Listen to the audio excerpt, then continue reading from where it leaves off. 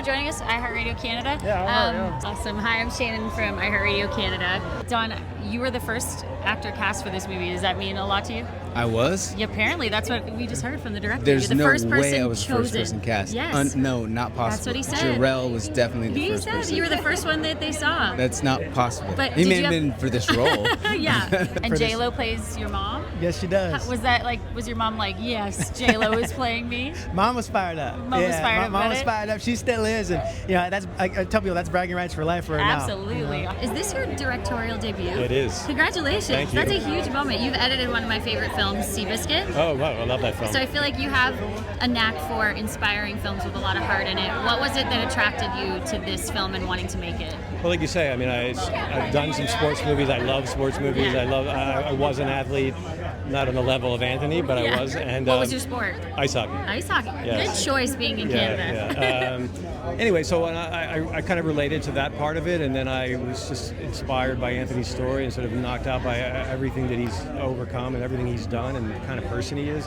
And then I went to Mesa, where in his hometown, and met him, and he took me around and showed me where he grew up. And after I met him, I felt like, He's lovely. Yeah, he's just an incredible person. Yeah. And I thought, my instincts told me this was the one, and we just kept pushing and pushing, and we finally, when Matt and Ben started Artist Equity, they decided they wanted to make it, and I couldn't have asked for a better place to be. Did you ever think when you wrote the book that it would be made into a movie?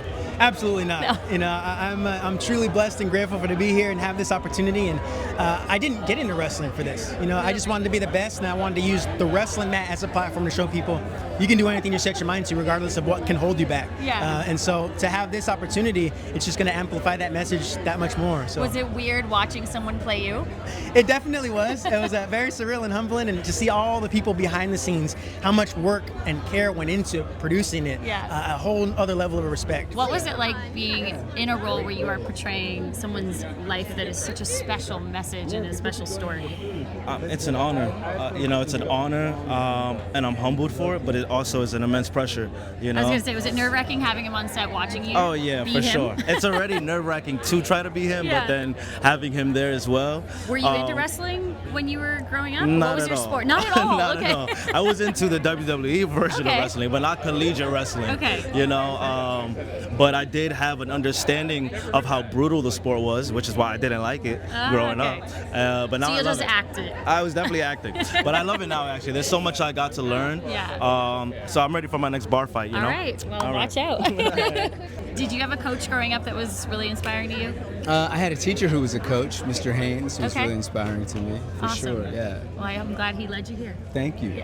So you, obviously, you're tied right now for most decorated I'm tied, Canadian yeah. Olympian. Super Yeah, cool. What does that with feel my like? good friend Penny. Yeah. Is that like? Does that feel like a little bit of pressure? Does it make you nervous? Yeah.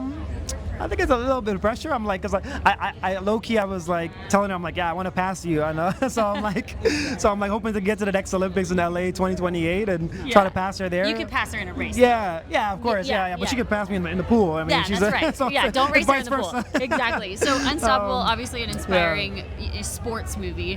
What is, probably this one will be your favorite after watching it, but what is your favorite sports movie when you watch that kind of makes you feel jacked up? Oh my gosh, there's so many great movies. I mean, top of my head, I'm a big basketball fan, so I really liked probably like an old film, like the Coach Carter film, I was like, I was Samuel L. hoping you were Jackson. gonna say that. So, Yeah. But there's so many great films. I mean, from sport movies, I can't give you the top of my head. I mean, I wish I knew the question beforehand. And That's I probably okay. would've- Coach Carter's a great probably answer. Looked through my Netflix. What you've been watching. Okay, last thing before you go, since we're obviously music related, Yeah. what's your favorite pump up song before a race? What do you listen to?